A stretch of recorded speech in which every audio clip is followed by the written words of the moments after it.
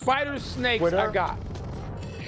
Twitter. Yeah. Really? No, you do Twitter. You do it. I don't do it. I don't do any social media. I know. I'm you well do aware. all of it. I know. You know. You and it's Charles okay. You Barkley, can speak for me. the two most famous I don't people do in it. America who don't believe in social media. Yeah, well, if I You wanted and to Chuck- lose my job by 7 o'clock, I would do it.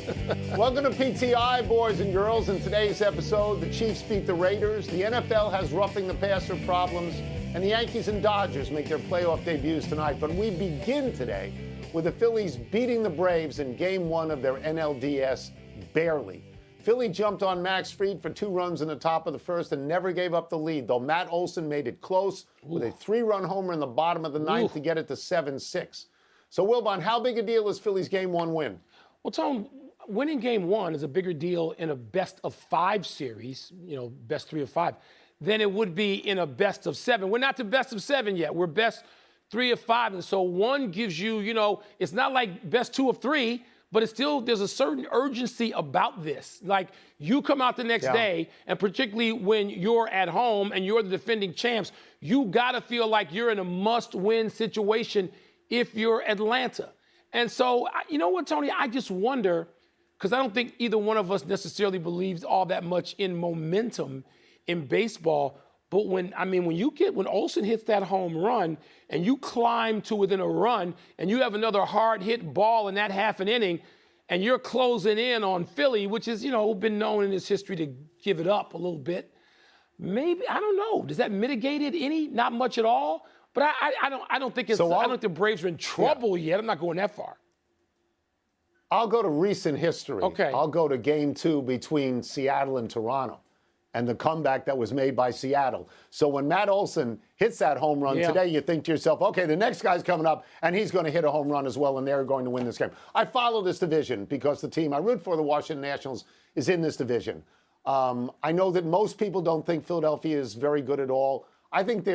I like them. When they fired Joe Girardi, they took off. They got hitters in the everyday lineup. They got Harper, they got Hoskins, they've got Schwarber, who gets 100 home runs. They got Real Muto. They're a pretty good team. What is interesting to me about the baseball playoffs so far is how many road teams win the first game. I mean, there's only one series so far. The home team, Cleveland, won. It was road teams won everything else. And I'm curious as to why that happened. But I'll say this, Mike. This is a division series with 2 teams from the same division. They play each other 19 times every single year. Yeah. So no matter what the record is during the course of the regular season, even the losing team's not scared. 11-8. They know them so well. Yeah. Okay, so 11-8 is no big deal.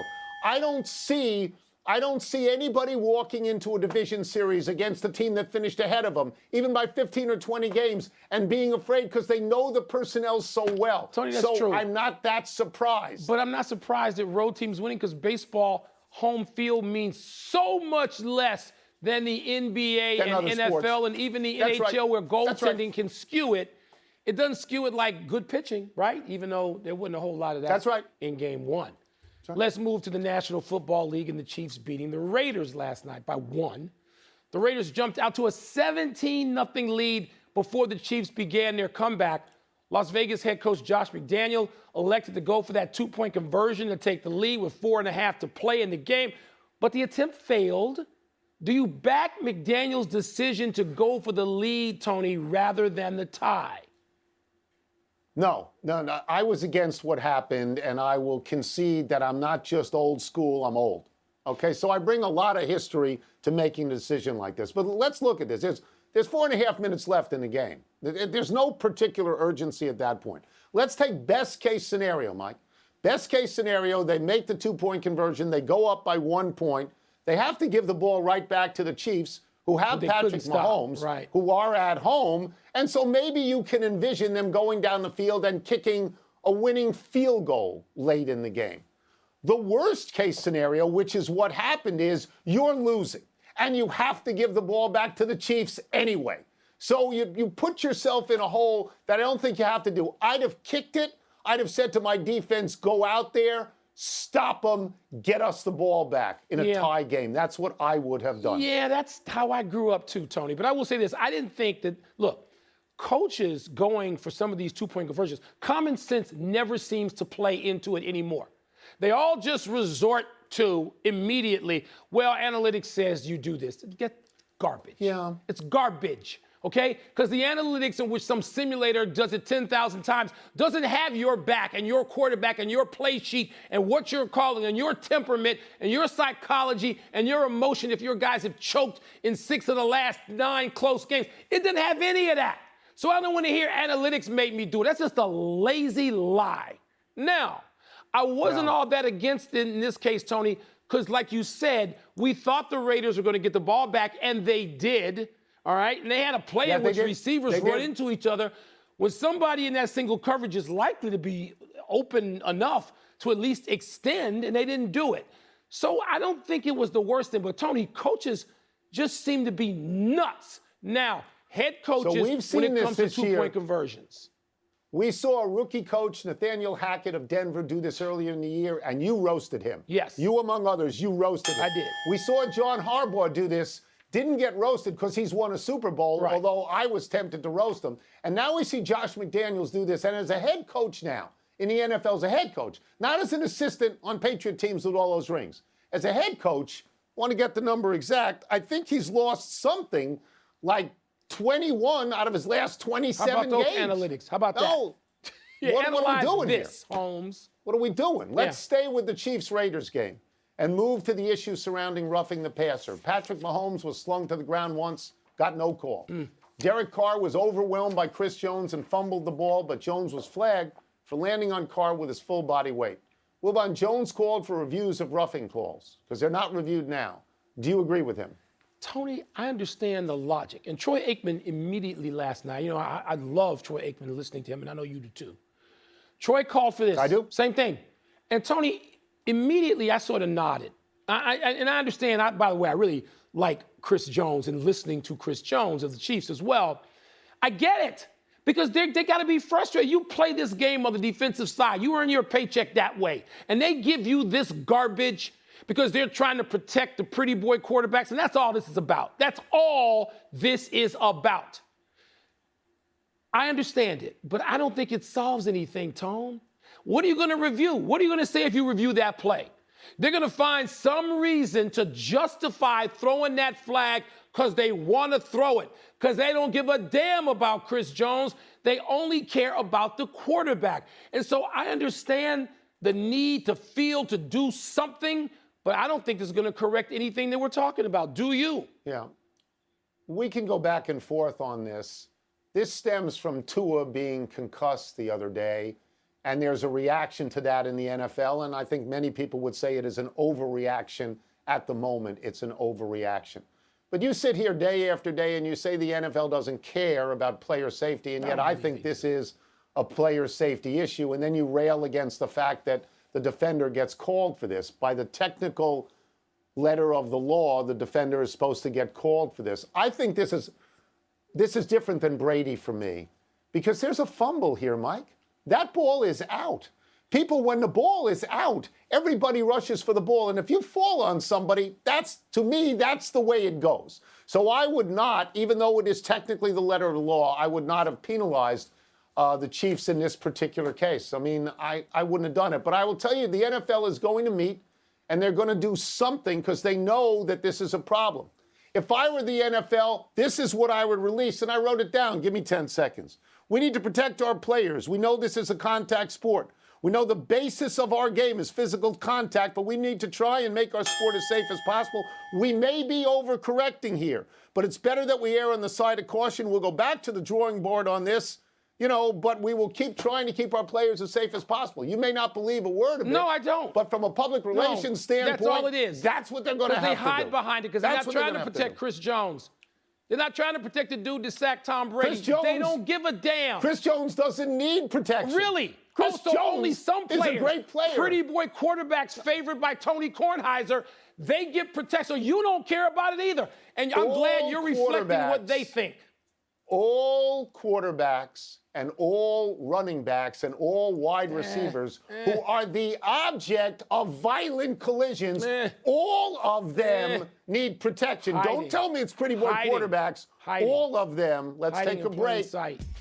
Coming up, do the Guardians, who exactly are the Guardians?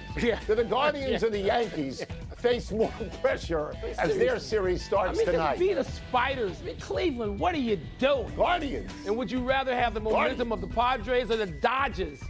Toss-up is next. They should be the Spiders. They just change it to the Spiders. They already had that. They've already had the Spiders. Richmond is the Spiders. Wait, Richmond is the Spiders. Only people in the Mid-Atlantic know that. Pardon the Interruption is presented by the refreshing taste of Twisted Tea, part of Happy Hour.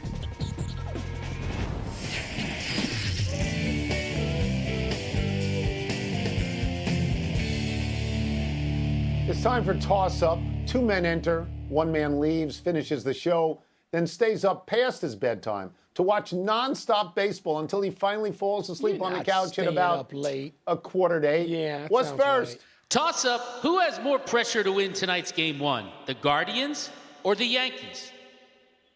The Yankees because of Garrett Cole. They trotted him out last year in a wild card against Boston, faced 12 batters. Let me get these numbers correct. 4 hits, Mike, 2 walks and 3 earned. He lasted 2 innings. The Yankees paid him $324 million. I believe it's the largest amount of money ever paid over the course of a contract to a pitcher, and they need him to be better than that. There's, Cleveland, there's no pressure on Cleveland. Nobody knows who's on Cleveland. Yeah, it's not low profile, it's no profile. That's right. So the answer to this is the pressure is on Garrett Cole and the Yankees. I'm not even going to say it's on Garrett Cole. It's on the Yankees. The expectations are on a team that for the first third of the season was compared to 1927. All right? That's right. Nobody even knows what Cleveland's team's name is. It ought to be the Spiders. It used to be the Indians. And now they got this stupid name, the Guardians, and there's no pressure. I mean, maybe in Cleveland there is. Tony, you know what's fun, though? I'm going to say this. I was in Cleveland when they played the Cubs in 16. And Cleveland's a great place to go for big-time sports. I mean, I've been there for 1 million LeBron games. I've been there for big-time Browns games. I've been there for the Cleveland Indians. And it's a cool place to go to watch sports, and they take it very seriously. But it ain't the Yankees. There's no expectations like the Yankees. Therefore, there's no pressure like the Yankees. Cleveland's a great place to go for sports. It is a great place to watch sports. Oh, yeah. Not necessarily in the winter. What's next? Toss-up, whose momentum would you rather have tonight, the Padres or the Dodgers? Okay, the Dodgers have no momentum. They have been resting for a week. The Padres have momentum coming out of the Mets series, but as the great Earl Weaver said, depending on what day you're talking about, momentum is today's starting pitcher. So let's see who the starting pitchers are. The Dodgers have Julio Urias, who is 17-7 with a 2.16 ERA. Right? And the Padres have Mike Clevinger, who is 7-7 with a 4.33 ERA. So who do you want? The Dodgers have won, I believe, 23 of their last 28 games head-to-head with the Padres, and that's domination, Holmes. I'm not saying that they're definitely going to win, but they want to win tonight because after Clevinger, they will face Darvish and Snell and Musgrove. And Mike, everything favors the Dodgers. That's as far as I'll go. It does, Tony. Any one of the Dodgers could just walk out there, point to the Padres and say, we own you. They could go straight, number 12 in Green Bay. We own them because they do own them. They own them. You mentioned the record. I mean, just this year alone, Tony. So, look, it favors the Dodgers, but I'm going to look at something else. And I must say, Clevinger, of course, is the worst of the 4 starting pitchers the Padres are going to throw out there. That's right. Because they're going to get to Darvish, Snell, and Musgrove, and they've been pretty good already. Well, Snell wasn't great in his start. The other 2 have been great. Tony, I think the Padres have got a real chance. Despite being dogs against the Dodgers and being owned by them, I think the Padres, we talked about this a week ago, and we said which team would we think could sustain something. We both said the Padres because of this pitching. That's right. All right. That's right. All right. And it's all true. Yeah. But the Dodgers are the best team in Own them. baseball. They So own we'll them. see. Let's take one last break. Still to come, is everything good with the Chargers following head coach Brandon Staley's nearly disastrous decision on Sunday? Are you serious with him? LaMelo Ball left last night's preseason game with an ankle injury. How big a deal is that? I see you went to the glasses. You went to the glasses. I've been going to the glasses for 15 years. What are you talking about? I guess I haven't noticed. Tonight on SportsCenter at 6 Eastern, how the NFL should react to this weekend's controversial roughing the passer calls. Plus, should the Cowboys exercise caution and keep Dak out of their Week 6 showdown with the unbeaten Eagles? Also, live reaction to the opening games of MLB's divisional series and setting the table for first. Hard iced tea. Please drink responsibly. Part of Happy Hour. Happy time, people. Happy 28th birthday, TJ Watt. The TJ stands for Trent Jordan. TJ is the younger brother of JJ and Derek Watt, and he's the incumbent NFL Defensive Player of the Year. Last year, he tied Michael Strahan for the long-accepted record of 22.5 sacks. He landed on a quarterback. The Steelers drafted Watt with the 30th pick in the draft in 2017, and he quickly became a feared pass rusher at linebacker. Watt has missed 8 games for the Steelers. They're 0-8 without him. 0-4 this year after Watt tore a pectoral muscle. Watt is expected to be back around Week 10. He will miss this Sunday's game against Tampa Bay, so he can't get a roughing call against Tom Brady. No. And Tony, as great as he is, can he go ahead of any of these guys? Joe Green, Jack Lambert, L.C. Greenwood, Mel Blount, Dwight White, Jack Ham, Troy Polamalu. You're going to put him ahead of any of them? And if I forgot somebody, I'm sorry. I know Hans Wieger will call me and say, you forgot so-and-so. Huh? He going ahead of them? Totally built They all on got defense. yellow jacket guys, Totally right? built Aren't on those defense. yellow jacket guys, the Steelers, huh? All of them. All of them. All of them. Happy anniversary, Deion Sanders. On this day 30 years ago, primetime faced Dan Marino in the Falcons' 21-17 loss to the Dolphins in Miami. Then he jumped on a private plane provided by Nike to join the Atlanta Braves for Game 5 of the NLCS against the Pirates in Pittsburgh. Deion did not play in that game. Nobody has ever played in a football game and a baseball game on the same day. But 1992 was Deion's best baseball season. He helped Atlanta get to the World Series, hit .304 that year, stole 26 bases, led the National League with 14 triples in 97 games, that's all. In the World Series, Deion batted .533 with 4 runs and 8 hits while playing with a broken bone in his foot. And I certainly hope Aflac reimbursed his medical bills. I should tell people, because this is all pre-PTI. Since Reggie Jackson, and other than Mike Tyson, I don't know of anybody who excited you more like you were going to pass out than Deion week to week. I mean, you were out of control. Out of control over Deion. He was spectacular. No, he wanted to buy me a burgundy suit. I remember that. That was when he played in Washington. I said, no, not burgundy. Happy trails to any issue between Keenan Allen and Brandon Staley. Staley is the Chargers coach who goes for it on 4th down more than any coach in the world. Please. Allen is the Chargers star receiver who, because he is injured, was watching the Chargers-Browns game on TV Sunday. The Chargers were up by just 2 points when Staley went for it on his own 46-yard line. What are you doing? With 1:14 to play. What are you doing? Allen tweeted, quote, WTF are we doing, unquote, which is what most of us were thinking. The play failed. Cleveland got the ball, ultimately missed the winning field goal from 54 yards out. Last year, the Chargers were 22 of 34 on 4th downs, which is really good. This year, 5 of 11, not so good. Staley said he and Allen met yesterday morning, and here's his quote. Keenan's heart is with me, with us. We've already become closer, unquote. Okay. I don't believe a word this guy says. He's either going down as like the greatest gambling coach of all time or dope. Remember when we thought Jerry Glanville did crazy things? Jerry Glanville is sitting watching his television going, oh my God, what is this guy doing?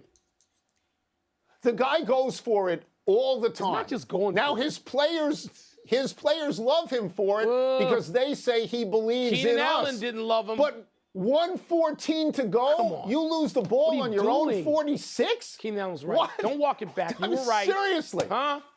Completely crazy. All right, let's go to the big finish. Let's do it. Your boy LaMelo Ball left last night's preseason game with a sprained left ankle. Is that significant? It is, Tony, in that if he misses the first couple of weeks even, I mean, it just Charlotte gets off to a bad start. He's their best player. He's a spectacular player for anyone to watch. Ron Rivera says the difference between his 1-4 Commanders and the rest of the NFC beast is that it's a quarterback-driven league. Whoa, how should your boy Carson Wentz feel about that? Well, Ron Rivera walked that back a little bit today, but what he's learning is why did Philadelphia get rid of him, and why did Indianapolis get rid of him, and why did you sign him for all this money? Yeah. You know, he gains a lot of yards, throws terrible picks. Kylian Mbappe reportedly pushing to leave PSG just 5 months after signing a 5-year deal there. What are your thoughts? What do, James Harden? You just signed the deal. Then don't sign the deal. Go elsewhere. You may be one of the 3 greatest players in the world, maybe the best. Baker Mayfield will not need surgery on his high ankle sprain and could be back in 4 weeks. Is that a big deal? You know, it's a terrible team, a team without any offense, no matter who the quarterback is. Just fired their coach. It's over. Last one, 2 NHL games tonight. Which one are you more excited for? Oh, Golden Knights Kings. I can't watch an NHL game starting at 7:30, 10:30 Eastern. I can deal with that, and I will watch. It's because you hate New York teams and the Rangers are playing. We're out of time. We'll try and do better the next time, and I'm Tony Kornheiser. I certainly hate the Mets. I'm Mike Wilbon. Same time tomorrow, Knuckleheads. You can get the PTI podcast on the ESPN app or Apple Podcast. How's that ear thing working? Here's SportsCenter.